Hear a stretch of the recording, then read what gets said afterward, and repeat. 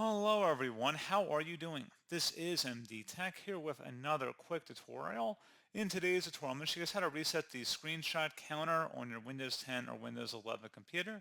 So it will typically save the screenshots with a default file name of, in parentheses, it'll say screenshot 1, 2, 3, etc. So if you want to reset that counter back to 1 again, in today's tutorial, I'm going to show you guys how to do that. And without further ado, let's go ahead and jump right into it.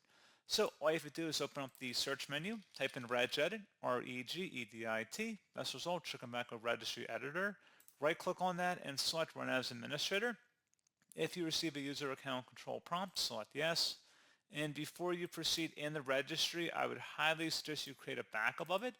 So if anything were to go wrong, you could easily restore it back. In order to create a backup, all you have to do is select File and then Export. File name, I'm recommend naming the date in which you're making the backup. Set export range to all and save it to a convenient and easily accessible location on your computer. And if you ever need to import it back in, all you would do is select File and then Import and then navigate to the file location. So now that that is out of the way, we're going to double click on the HKey current user folder. So double click on that. Should be a software folder in here. Double click on that one as well. Should be a Microsoft folder. Double click on it. Locate the Windows folder. So you may have to scroll down a little bit and double click on it. Locate the current version folder. Double click on that. And then finally, there should be an Explorer folder in here. Just left click on that one time. On the right side, you want to locate a value that says screenshot index. Go ahead and double click on that.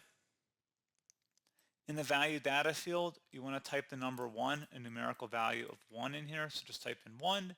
Base should remain hexadecimal. And then you want to select OK.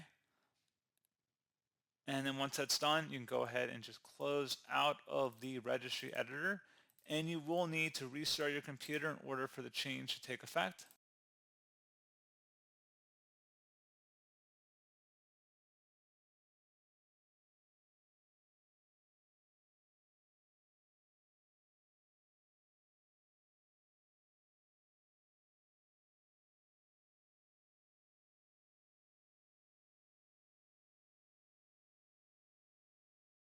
And there you go, guys. Hopefully that was a pretty straightforward process. And as always, thank you for watching. I do hope I was able to help you out, and I do look forward to catching you all in the next tutorial.